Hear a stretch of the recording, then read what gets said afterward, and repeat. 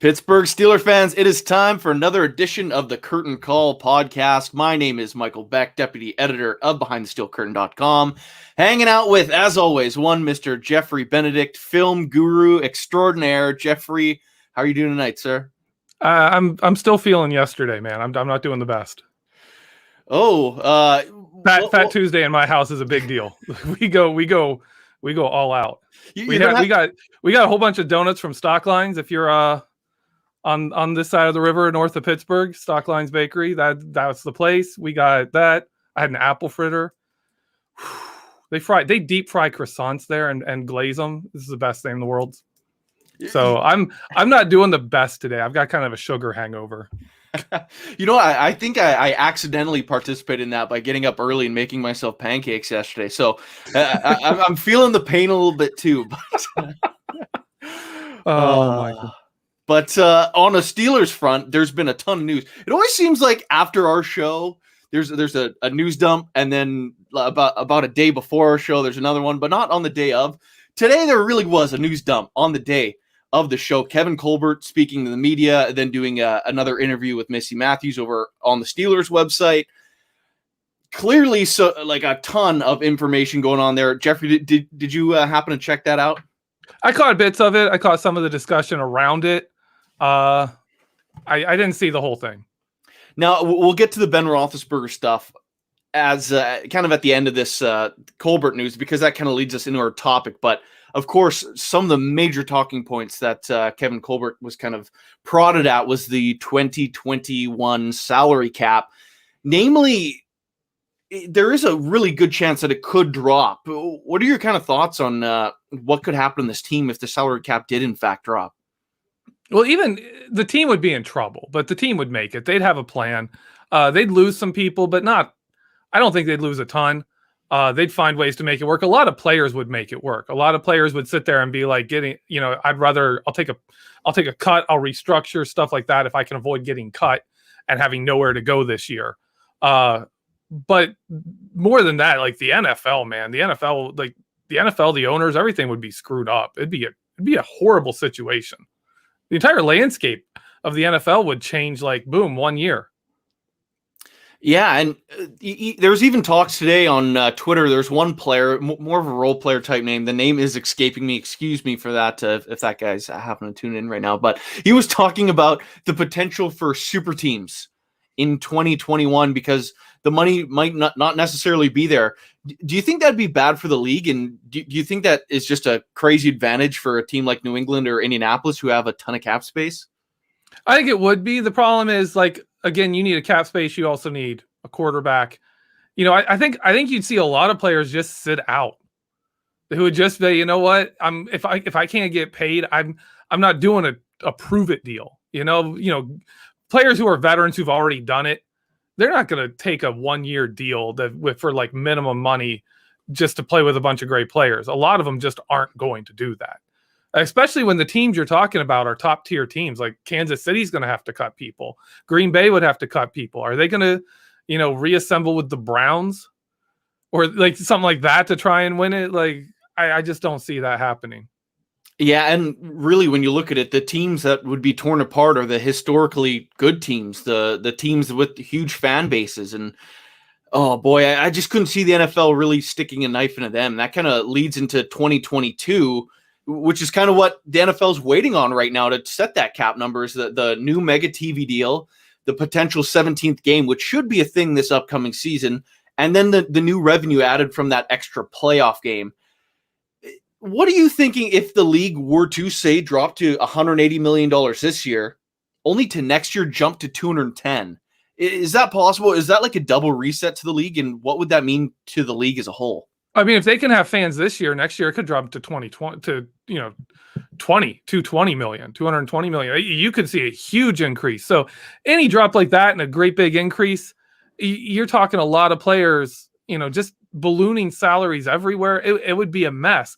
The best way for owners to be able to set up for that kind of a situation is to have a year where they can actually sign people long-term, where they can make deals, where they can take a smaller cap hit now to put cap off in the future.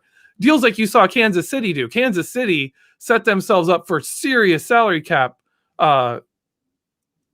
money commitments in the future, a couple years down the line, because they know that's coming. And they're like, we can keep this team together for 3 years if we do this. If they have to break it up next year, just to then be like, oh, we didn't ever really need to do that. Haha, that's funny.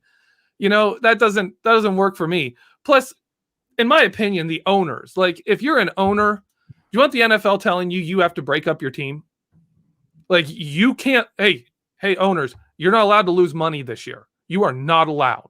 You're not allowed to borrow from your own pocketbook and say, I'll take a loss this year and recoup it next year. You're not allowed to do that. If I'm an owner, I don't want that. If I'm an owner of a good team. Now, if I'm the owner of the Cincinnati Bengals and I'm cheap as heck and I have a chance to possibly sign some players when no one else can, I'd be like, yeah, sure.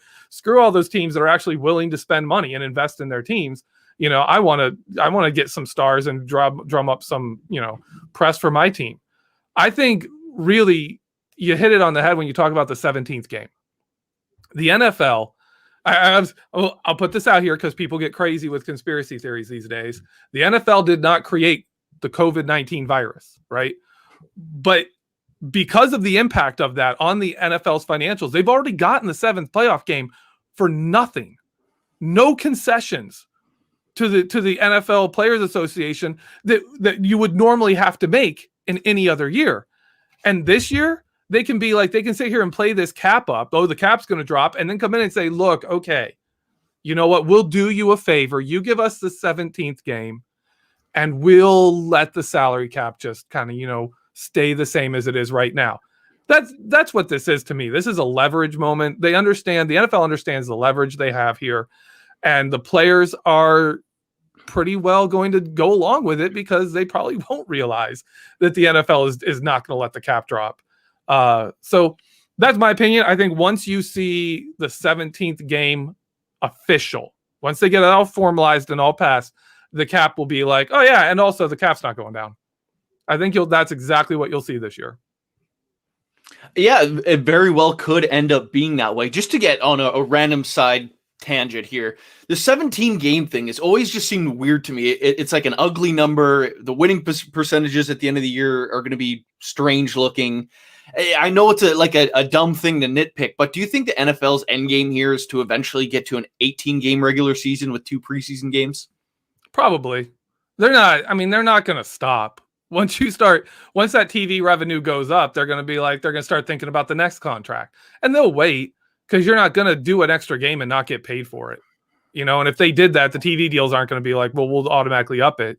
That'll either be written into the contract where if you get an 18th game, you get so much more money, or something like that, or they're just going to wait until the next TV deal is up and then try and push it even farther. This is just, really, it's the television deal is up at the exact right time. COVID hit. The NFL is going to get this stuff in, and we're going to have 17 games in a 7th playoff game, and the NFL is going to make money.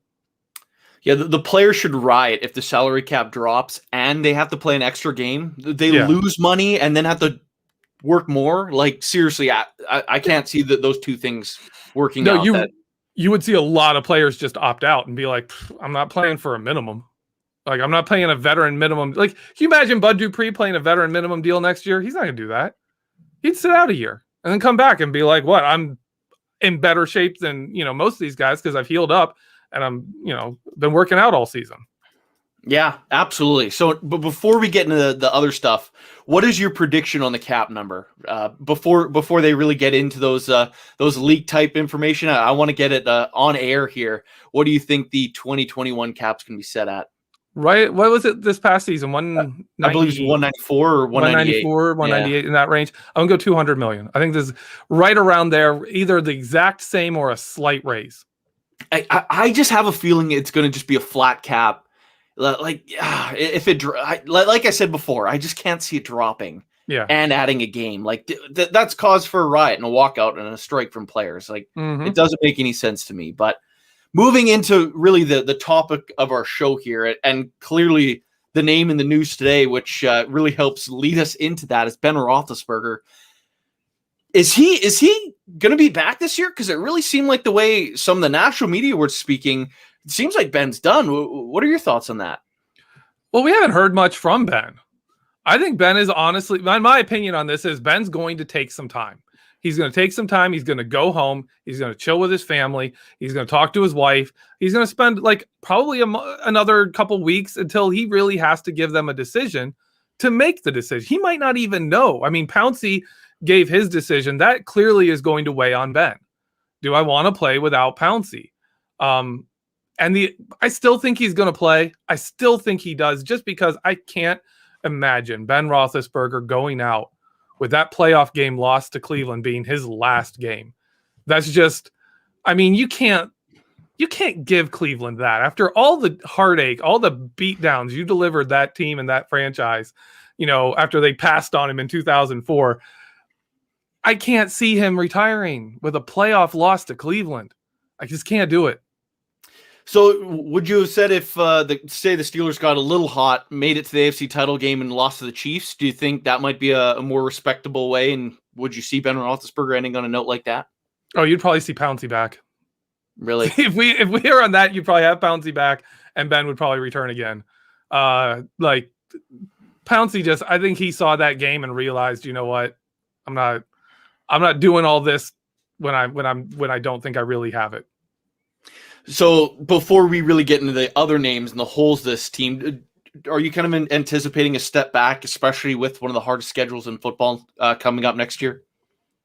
Regular season record, probably 12-4 that's hard to repeat any year. That's just hard to replicate. So I don't see that coming again. Now, one of the other names Kevin Colbert was asked about a couple times, actually, was one Mason Rudolph, who he kind of gave a pretty big vote of confidence, I guess you'd say, towards him after playing a pretty solid game against Cleveland, and really his last last game time before that against the New York Jets. Those two games were really the best two games of his career, and kind of, I don't know, I guess setting him on a positive trajectory, regardless of some fans who've already made up their minds on him. But if Ben, just say lightning does strike and he says, you know what, I don't really care. I made my money. The stats, I don't want to be a part of a downswing team. Do you think Mason Rudolph is the leading man to be the starting quarterback of the Steelers next year? Absolutely. I don't really think the Steelers would go in a different direction. I think he'd get a year to try it out. And I'll go farther. If you erase that Cleveland game where that was a nightmare game, but we've seen that we've seen nightmare games from Ben. We've seen it from other players. Mason didn't have the clout to get to play it out, and then Cincinnati, he wasn't good. You could see it. It affected him. He needed to sit. He needed to learn some things. He needed to calm himself down. But that before that Cleveland game and that Cincinnati game, he was building and improving. And then you saw it in New York Jets game. He came back. He seemed to have his confidence back. He seemed to be playing, Mason Rudolph football. And this year, he was better than that. He was better than he was in 2019. He was making reads quicker. I really think he deserves a shot. Also because I'm always in the camp of have your offensive line in place before you draft a quarterback. So I'm all about let Mason Rudolph play quarterback while we fix the line. Now, here's a scenario for you. What if Mason Rudolph, like he's kind of more built for that Matt Canada offense as opposed to Ben Roethlisberger, who we saw not wanting to play action or really takes any snaps under center this past year. If Mason Rudolph comes out, has a great camp, looks really good in this Matt Canada system, is there potential he could even replace Ben at some point next year? No. I mean, like if Ben played bad enough, or it would take an injury. Ben would have to play bad and either be like, you know what, I'm done, I'm benching myself, or I'm just walking away in the middle of a season, or it would take him getting hurt. They would not bench a healthy Ben Roethlisberger no matter how bad he played. It would take, I shouldn't say that, it would take like epic badness. It would take really, really bad play for them to bench him in season. All right, one more quarterback-related question before we get to the other holes of this team, because clearly the quarterback one is going to be a massive one moving forward.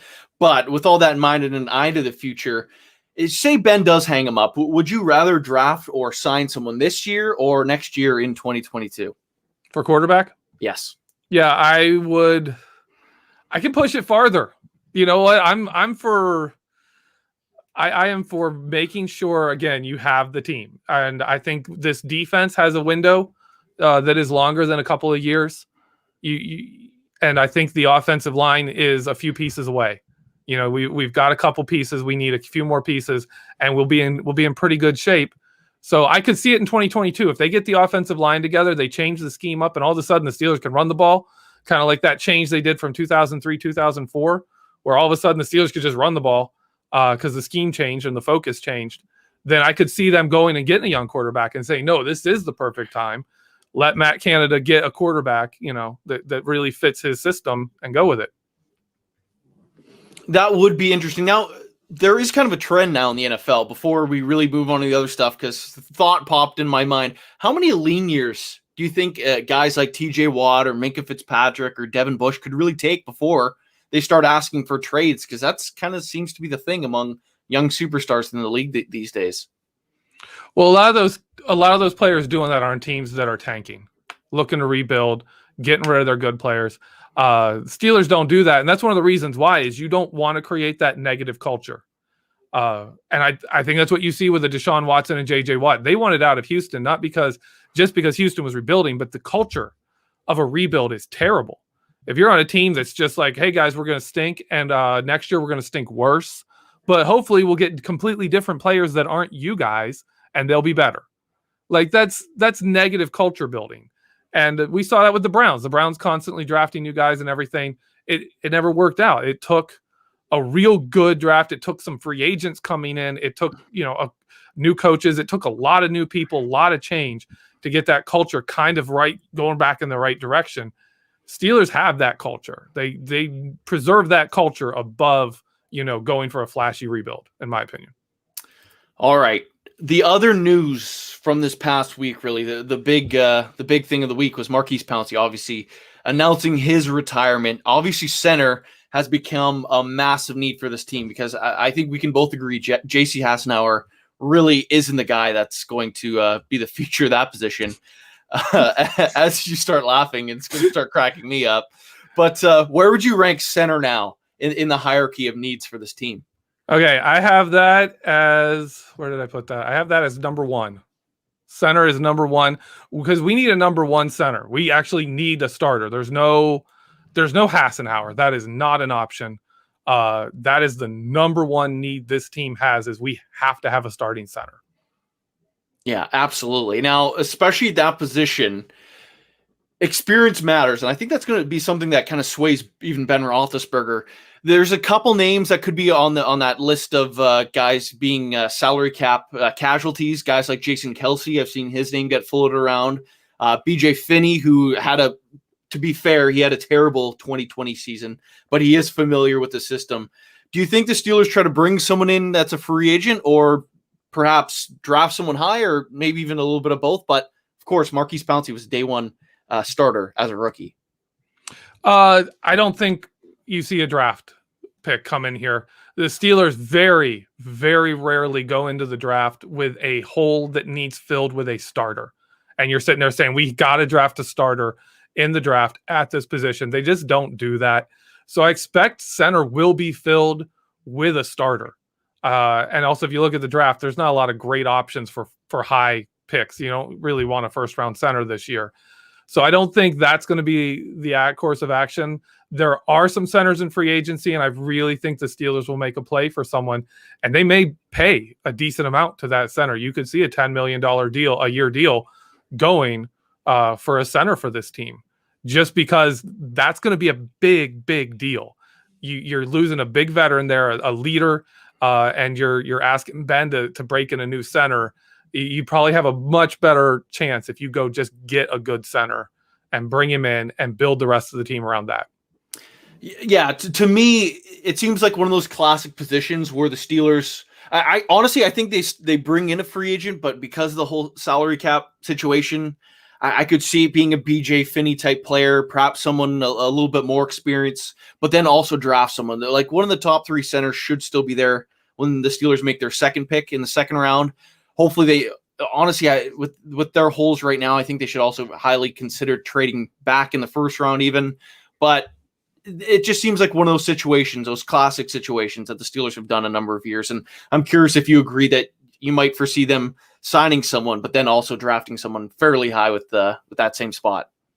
BJ Finney to me makes so much sense if he gets cut because he was good here and he is familiar with Ben. He's been Ben's center before, and he was good enough at it that teams threw money at him. Like the Steelers wanted to keep him, and teams were like, we're going to grab this guy from you. And the Steelers were like, well, you're basically like, well, you're overpaying him, but so I guess he's gone. But Finney could come back on a cheap deal. That would be a really good acquisition. But then again, you are still looking for someone at center. For me, I think you could see 2 free agent centers come in. I think you could see a Finney come in on a cheap deal, and you could see another center come in on a bigger deal, and the Steelers part ways with Hassenauer. Hassenauer, he's cheap. Steelers love cheap backups. Absolutely love them. But he also pretty much got Ben killed a lot. Yeah, he stinks. Yeah. Here, I'll load this one up from Facebook. Michael Lannery. I hope I'm saying that right, but he's asking if we're going to draft a running back or chase one in free agency. See, here's the thing with running back. Running back is a need, but we need a big time runner. We need a guy with top of the line vision who can be a really, really good runner. If you just sign a guy to be a guy, we have those. Anthony McFarland's a guy. Benny Snell is a guy. Jalen Samuels, even as a third down back, is pretty good. The system we ran was terrible for the run game, and the injuries we had were bad. The passing game just let teams load the box the last 2 years. It's been bad. In 2018, when teams had to respect longer passes, James Conner was a Pro Bowler. These guys aren't terrible running backs. They're just not good enough to run it successfully on a team that isn't running well. They're not going to fix that problem. So you either need to go big or just stick with what you have. Like really stick with what you have or get someone really good. So I could see a free agent with a veteran who has what I'm looking for is vision. I'm looking for someone who really sees cracks and squeezes through them. I'd love a Nick Chubb level vision running back. Absolutely would love that. That dude just squeezes through holes. He finds them and gets through them. I would love that because those holes are there for that kind of a runner. They were there last year for that kind of a runner. We just don't have that kind of a runner.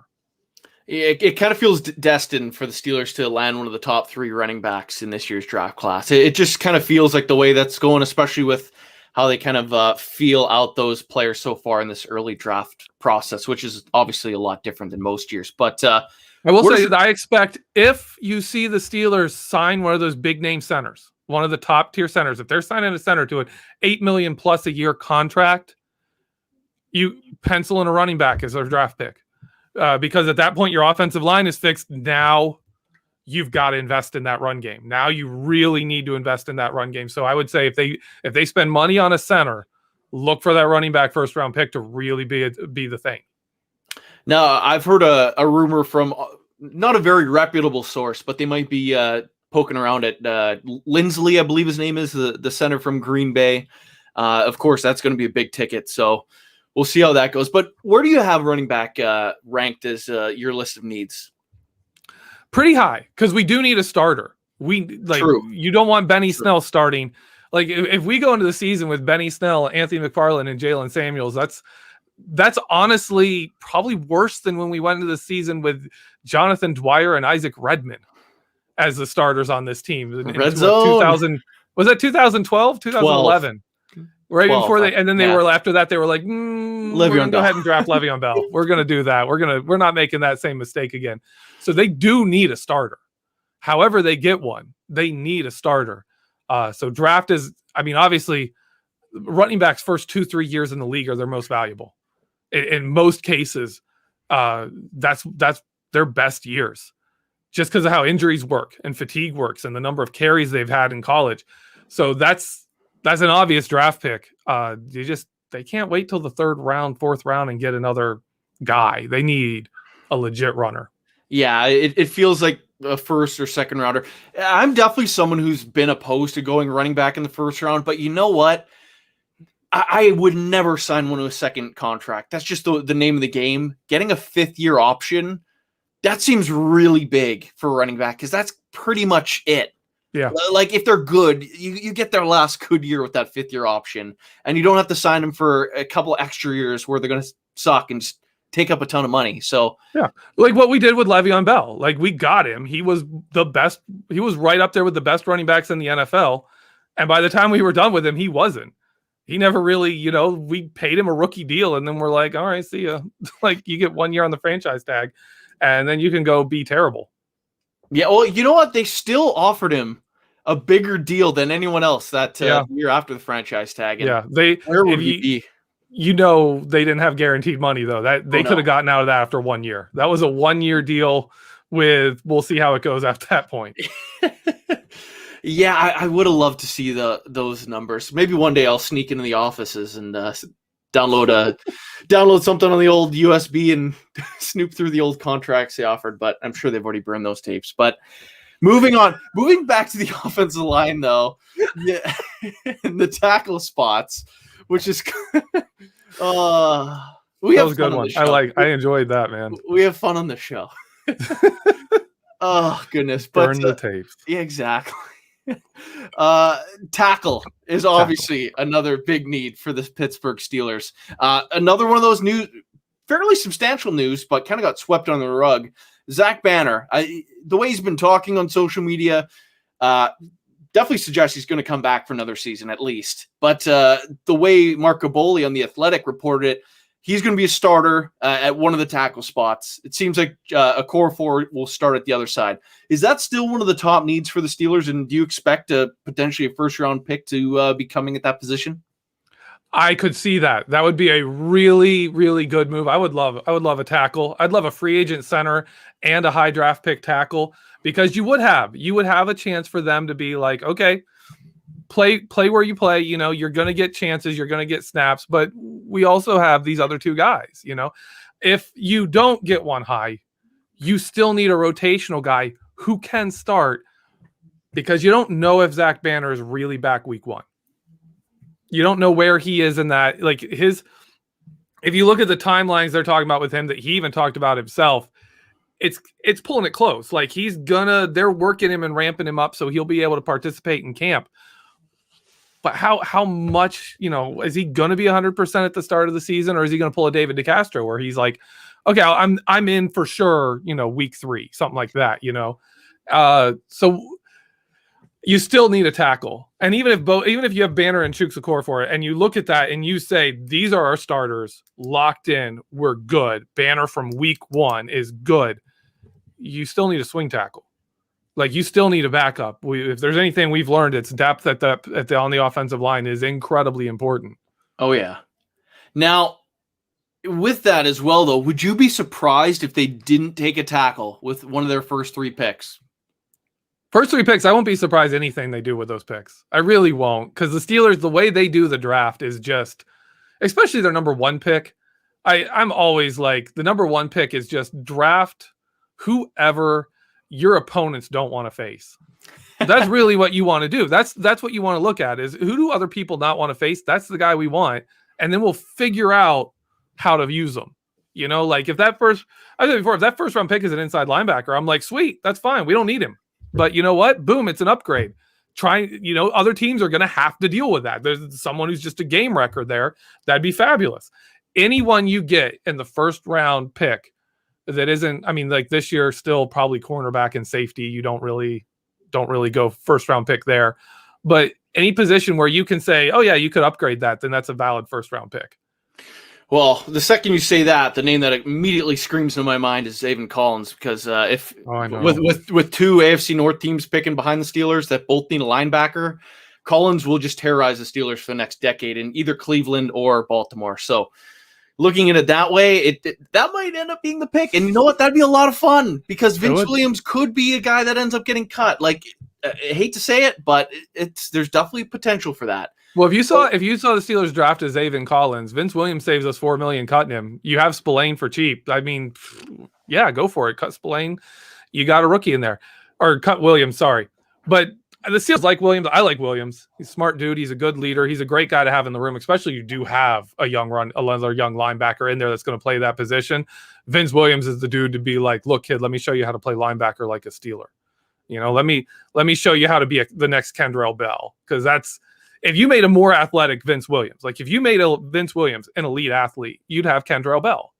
You look at his sacks, his tackles for loss, he's a terror in the backfield. He's just not fast and he's not quick, I love Vince, and I could see an inside linebacker that would work. All right, so that is the halfway point of our show tonight.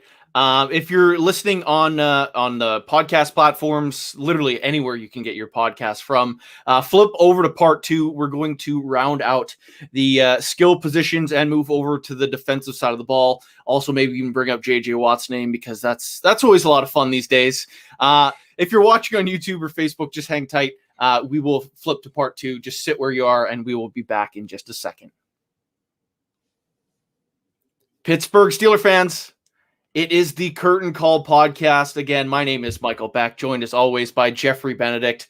The first half, we kind of looked at Ben Roethlisberger, the Steelers' salary cap situation. Well, I guess the entire league's salary cap situation, and a few other spots, including the offensive line. But moving forward with this part of the podcast, there is going to be a little bit of turnover at the receiver position, I suspect. Juju Smith-Schuster, it just really feels like unless he's willing to take a 1-year small deal now and then kind of bet on himself to get a big deal and stay in Pittsburgh, it just doesn't feel like it's going to happen. Do you think the Steelers could be in the market for another receiver? And do you think they should draft one again, or should they turn to the free agent market? This is my interesting position. This is the position I love this year for the draft. I always love wide receivers for the draft, but this year, for a different reason. Matt Canada taking over the offense means wide receivers are going to be used in different ways. You're going to be running those jet sweeps. You're going to be blocking. You're going to be moving all over the place. It's not going to be so much we need a wide receiver with this specific wide receiver trait to run these kind of routes. Steelers aren't going to be looking for that this year. We have 3 solid wide receivers. I do expect Juju Smith-Schuster to be gone. Even like you said, if he signed a 1-year kind of prove-it deal, it probably wouldn't be here because he didn't get used well last year. He really didn't. He didn't get played to his strengths last year at all. So you wouldn't expect that next year with the same support with Claypool and Deontay Johnson with him. He's not going to get those routes that he really needs to really thrive. So I don't expect Juju Smith-Schuster to be back. And so if the Steelers are looking for a number 4 receiver, James Washington, I think, can just slide into where Juju is and give us good numbers, not great numbers, not what Juju Smith-Schuster gave you. But if you're going to use him like that, he's equivalent. The way they use Juju Smith-Schuster, James Washington can do that next year.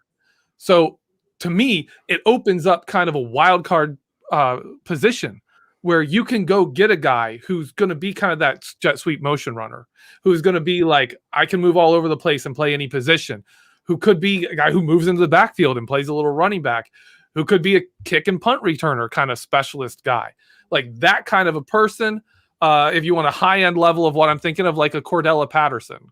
Like when he came out, like he was that dude who just really didn't have a place on the offense. He's just a weapon. He doesn't have a position, but he is a weapon. We could see that kind of wide receiver be a Steelers target later in the draft. I think 4th, 5th round even. You see guys that are just wicked athletes that aren't good receivers. That's the kind of player you could take because they'd be our number 4. They'd be our returner, and they'd have a chance to develop in a system that would use them creatively.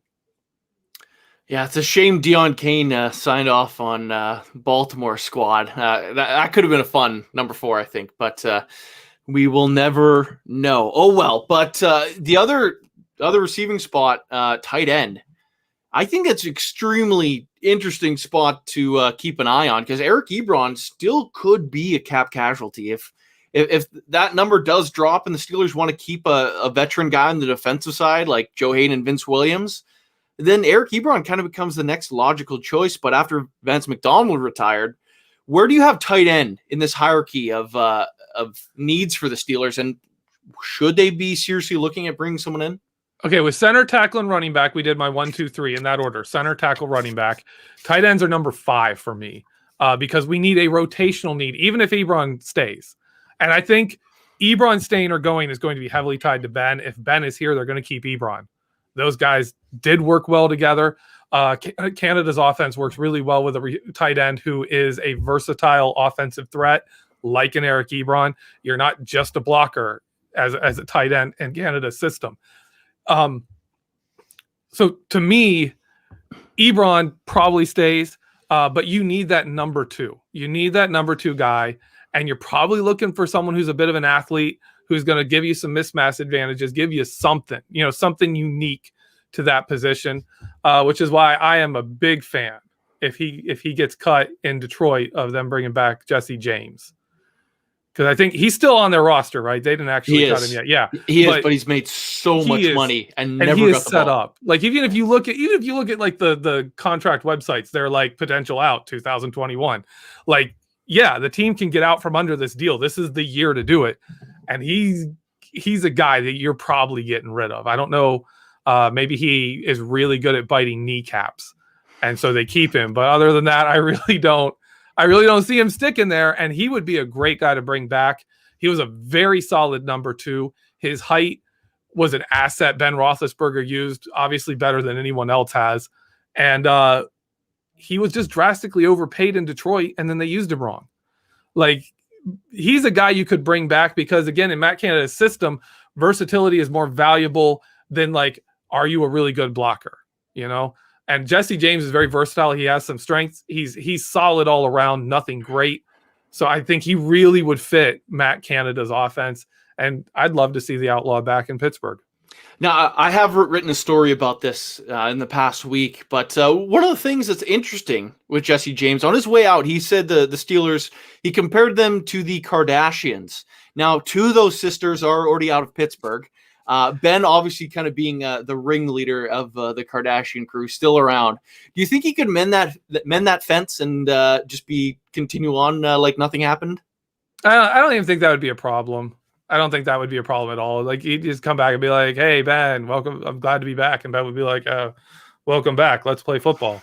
Like, it wouldn't be a thing. I don't think it would be a bad thing. Most of the people are gone from that team, and I think most of the people on the Steelers would admit that was way too much drama in that year. Oh, yeah, absolutely was. And you know what? Dan Campbell himself, though, to his credit, was the number two tight end in Detroit for a number of years. So maybe he falls in love with the number two tight end in his old team just because old time's sake. They could bite kneecaps together. Just whatever tight end number twos do. Oh, man. They changed the logo on the helmet to like a zombie lion.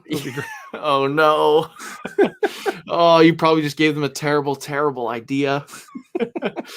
But that being said, though, the Steelers haven't invested high draft capital into the tight end position since really Heath Miller was a first-round pick years ago. Do you think the Steelers should consider really kind of beefing up that position with the higher draft pick? I've thought about that. There are some really good top tight ends in this class, and I would love the Steelers to get one. But I think with Pouncey retiring and some of the other needs and the money situation, that's a luxury pick to me for a draft pick. That's a luxury pick. But I could see it happening. If that's your best player, go for it. And Matt Canada has run all kinds of different offenses in his various years in college. He could design something up for Eric Ebron and another, like top receiving tight end. He'd find ways to make that work. See, I have to remind myself that Matt Canada's the offensive coordinator, because I was just about to say, it's like, if they drafted Kyle Pitts, they'd use him all wrong. They'd make him be a blocker. Yeah. But it's Matt Canada. It's Matt Canada now, which is exciting because you look at his season at Pitt when they beat Clemson, the tight end, I cannot remember his name, but he was running shovel passes in an offense where it was like an RPO, like what they run in Baltimore with Lamar Jackson, like the veer that they run, where he either hands it off, it's like the running back's going outside and he's going straight up the middle. Only the play was he would either hand it off to James Conner or shovel pass it to their tight end for like an underneath run up the middle. They tore up Clemson with that. Like that was one of their big plays against Clemson. Like, so he is used to using tight ends in creative ways. He uses a lot of H-backs. So, if you had a guy who's an athlete there, who's a weapon, they could use that. They could do it. He could really use them well. So it could work. Like, again, like I'm saying, first round pick could be anything. First round pick, Steelers can go anywhere. Yeah, it really could. Let's flip things over to the defensive side of the football. And I think I got to get this one out of the way first because it kind of sets up the rest of talking about the defense. Of course, J.J. Watt, the massive free agent. He doesn't count towards the compensatory formula.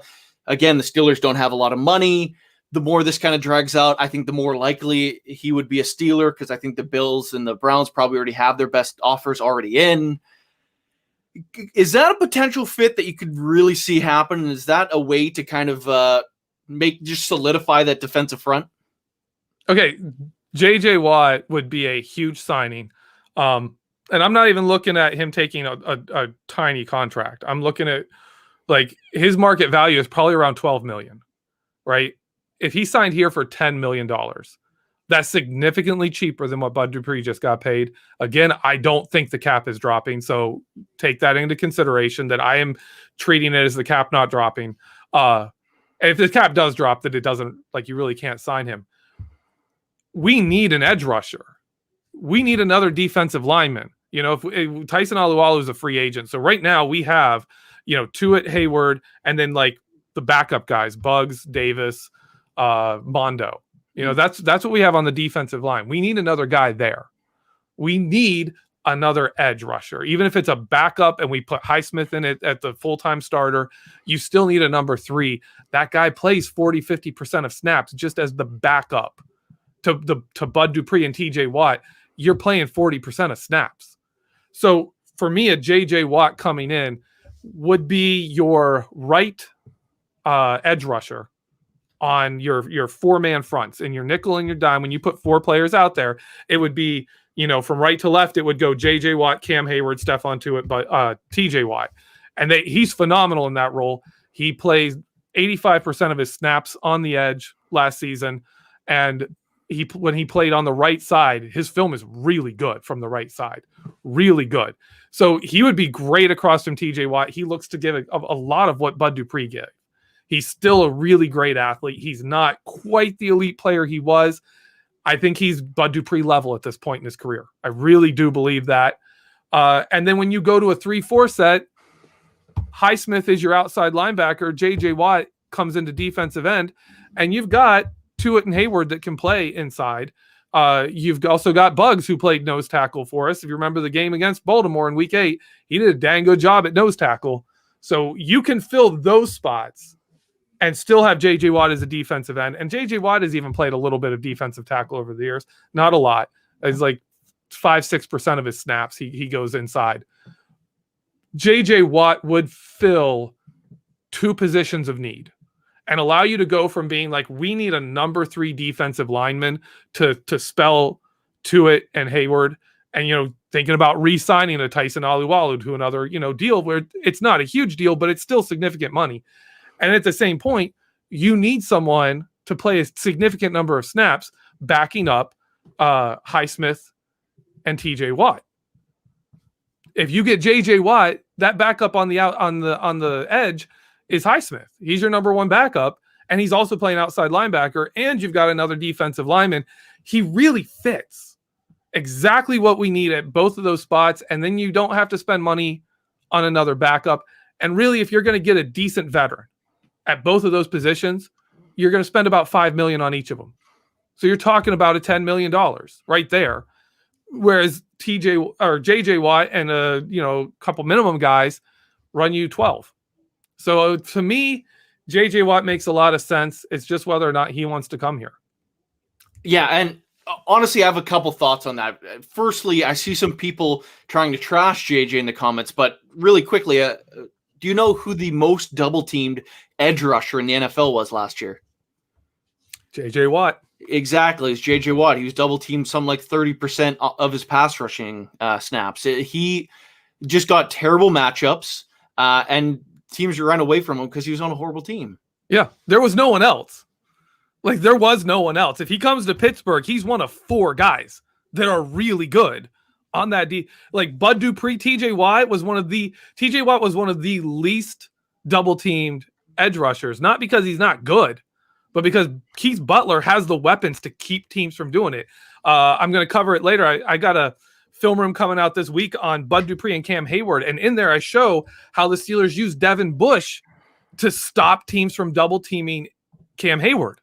Or they would use they would use the threat of a Mike Hilton blitz to put a blocker out of position, and then they can't double team.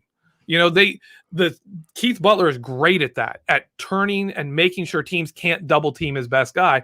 And you see the results where TJ Watt had like the best pass rush win rate of any edge rusher, and at the same time had one of the lowest for double teams of the good edge rushers. And JJ Watt was the opposite. He was in that top line of guys. He was the most double teamed and one of the least effective of those guys. But he's on the same tier basically as TJ. He's just doesn't have any help. Yeah, and with him too, before we move on back to our holes, one last JJ thought here is if he was going to sign with the Browns or the Bills, who have a little bit of cap space kicking around, why wouldn't he have just accepted the trade and made his $17.5 million? Yeah. Like, he got cut to fit on a team that needs to wiggle around cap space. So to me, that screams he's either going to play for his hometown Green Bay Packers, and I'll never fault a player for going to their hometown, like, ever. Yeah. Perhaps he could go to Chicago to be with his wife. I don't really see that making a lot of sense, though. But you see how the brothers are. I feel like it's either Green Bay or Pittsburgh. And I think he'll be successful wherever he goes. So it's going to be kind of one of those things to follow. But for all these reports of Buffalo and Cleveland, to me, it just seems like, why wouldn't he not have just accepted that trade and Houston gets that 5th round pick? Well, the Steelers were a contender this season. They were a contender. They were 12-4. They made the playoffs. They fell apart and had an absolutely terrible playoff game, and they were really hurt. If you had Bud Dupree in that wild card playoff game, this is the other thing I talk about in my article today about Hayward and Dupree. You don't see that same game. In week 6, when the Steelers faced the Browns ran only twice to Bud Dupree's side of the field. Twice to that left side. And the Steelers, through the 11th game, when Bud Dupree was playing, were the team that was ran least on to the left. No one ran at Bud Dupree and Cameron Hayward. You go after that, they drop to the 7th most rushes against that side. It totally switches. Teams are like, run at TJ Watt. Nope, now we're running at Alex Highsmith. And then in the wild card playoff game, the Browns ran the ball 31 times. 20 of those 31 runs were to the left side. They ran almost 2/3 of their run plays at the left side because it was Cassius Marsh. They ran at him. Bud Dupree made that kind of a difference. JJ Watt is that level of player. He might even be at this point still better than Bud Dupree. You just aren't going to see that until he's in a similar situation and you can see what he really can still do. But he still has his athleticism. He still has moves. He can still play. If JJ Watt comes and is on this defense, the Steelers are a contender because of that defense. No matter what the offense looks like. Mason Rudolph could be the quarterback. Steelers are a playoff team. Oh, absolutely. And the thing with JJ2 and Bud, I know I said I was going to move on, but that's still a difference of probably like $8 million. Like, Bud Dupree's going to get paid. This is his first big time pay deal. Meanwhile, JJ's made well over $100 million, and he has so much more investments. Endorsements and investments. But I'd look for JJ to make right around $10 million on the Steelers. Come to the Steelers, $10 million.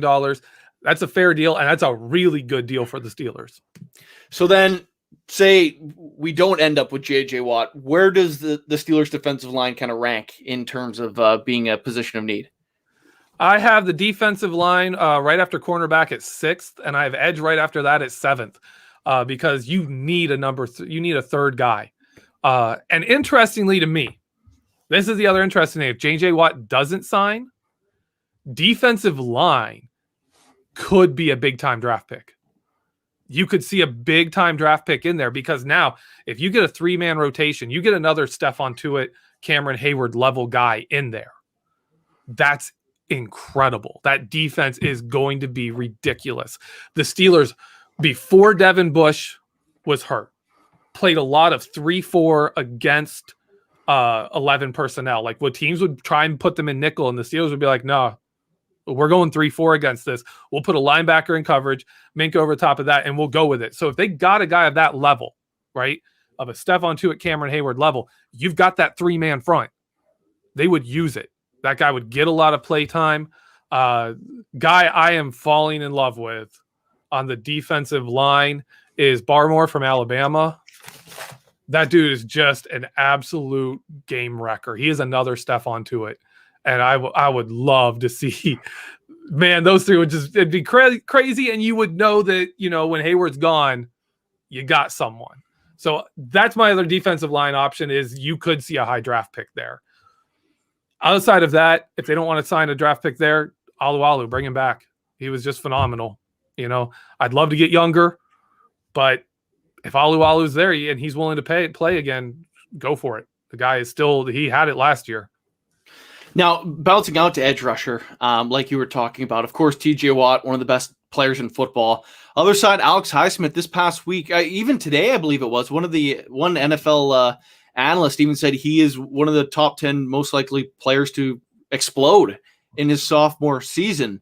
What do you think the Steelers should be looking at when it comes to like an outside linebacker? Could it be like bringing someone back like an Anthony Chicklow that clearly wasn't a numbers guy but played, or is it going to be someone with a little more bite to their game? I would expect them to bring in a veteran. It's hard to fit because you got two young guys. One's a star and one looks really good, but he hasn't actually like really put it all together. He was looking good on film, but then you'd also see him getting blown off the ball. You'd see him just absolutely lose a pass rush and be done. Like he was done. The offensive lineman would win, envelop him, and he didn't have he would just kind of like muscle and drive and try and do something, but it wasn't good. It wasn't like what you get from Bud Dupree. So he's shown promise. He has shown incredible promise, but he's also shown that he's really raw. And the Steelers knew that when they drafted him. There's a reason he fell. He hasn't played the position that long.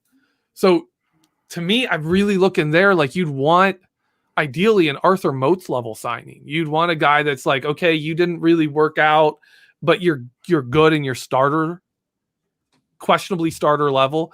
That's not Anthony Chicklow. That's not those Mingo. Kind of guys. Yeah, like a Barkevius Mingo would work, someone like that. But then you're paying them some money, Yeah. To me, you're paying them some money to get that. And if you just go get like a late round pick or a veteran minimum guy or an Anthony Chicklow, well, what do you do if Highsmith struggles? What do you do if one of those guys is hurt and now all of a sudden you're starting Anthony Chicklow all year? That's not good. That's why I really love the idea of getting a JJ Watt, is because then you bump Highsmith back and you say, yeah, kid, you got another year.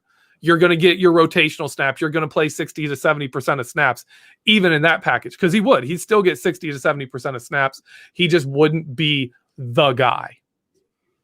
Now, one of the other positions that you had ranked fairly high in that list was corners. Now, Joe Hayden, of course, is starting to get up there in age. I think of the players remaining, he'd be like the biggest savings if you were to get cut. It would also break my heart, and you'd probably see the biggest Twitter rant in the history of Twitter rants out of me if that were to happen, which it's possible. So maybe I would declare the season a tank if they cut Joe Hayden. I'd be like, and we're done. It's it, guys. Championship window's closed. We're done. We're rebuilding. Yeah. That would be my take on Joe Hayden leaving. He's an extension candidate to me. Like, even if you took a step back speed-wise, I'd be like, play him at safety. Like, pull the old Rod Woodson.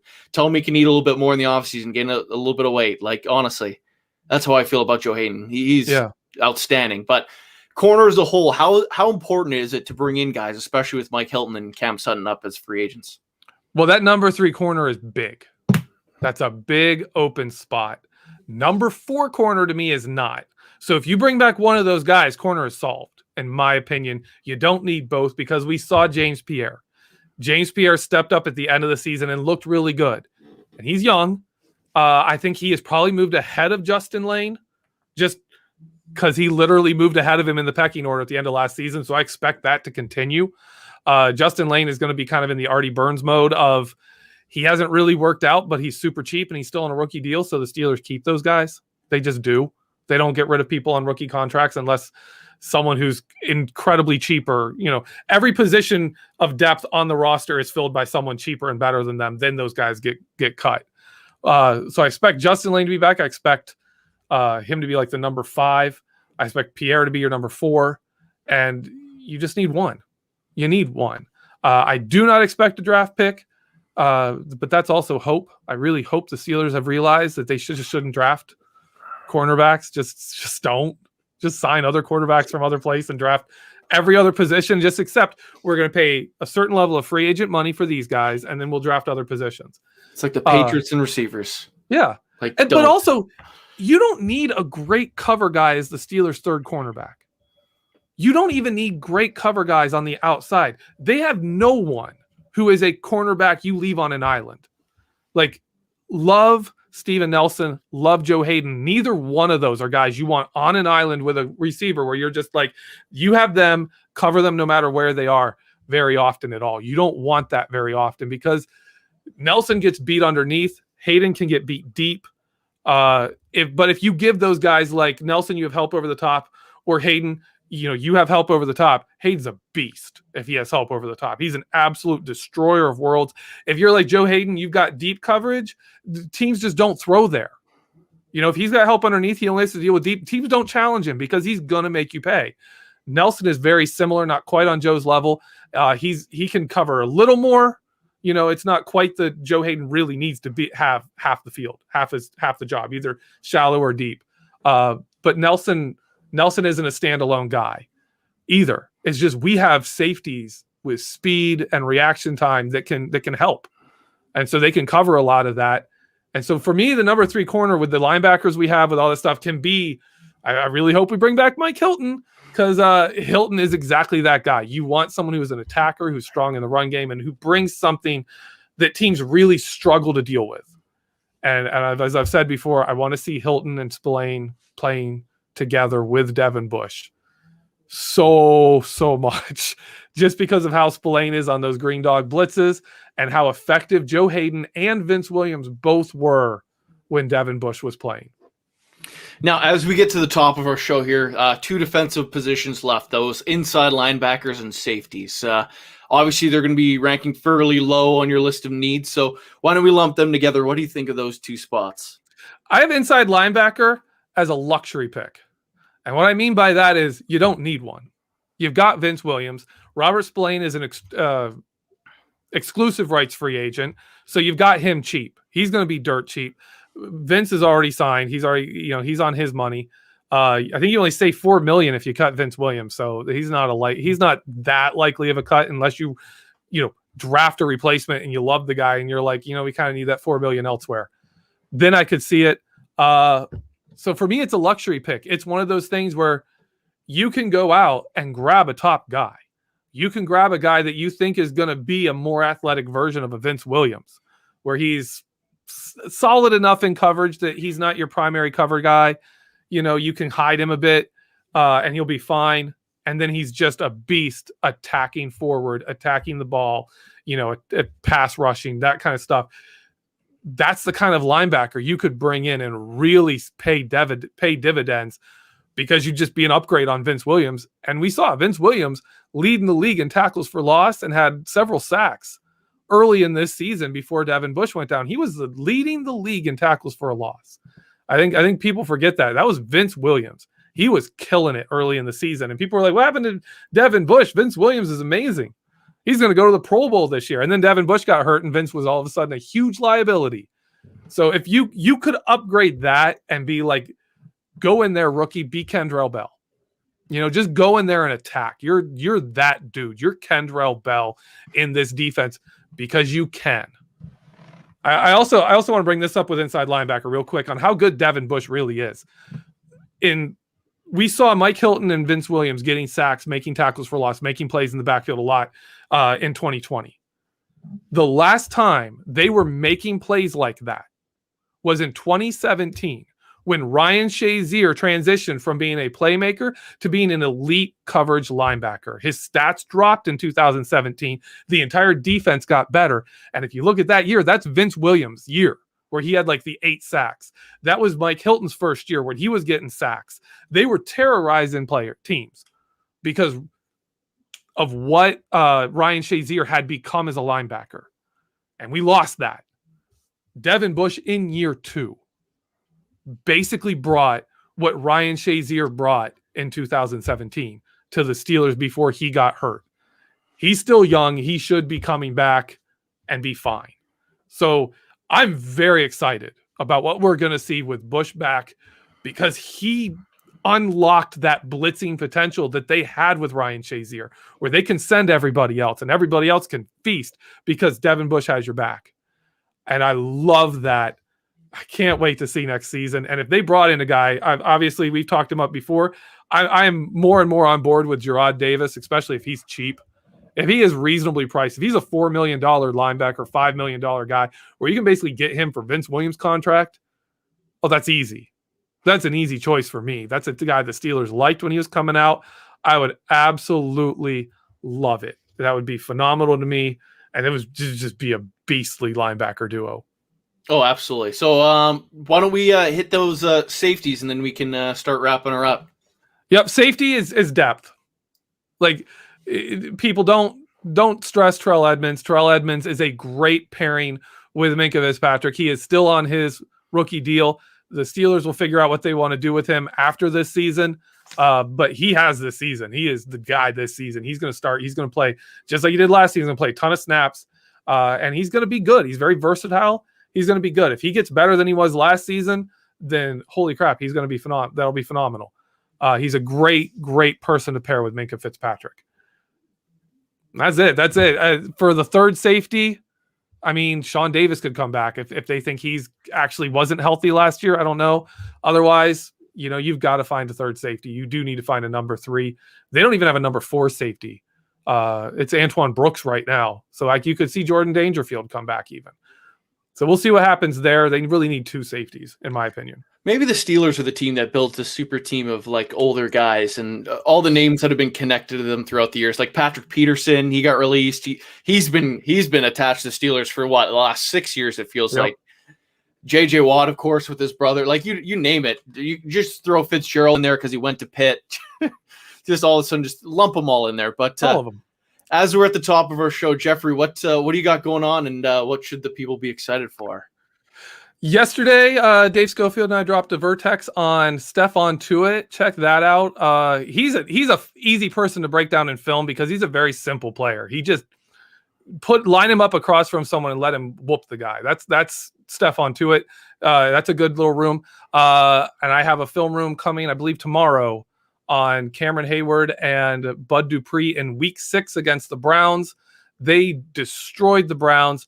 And I go more into just not just what they do, but what they bring that is special compared to the guys on the opposite side of the line that put up 26 sacks between the 2 of them, and TJ Watt and Stephon Tuitt.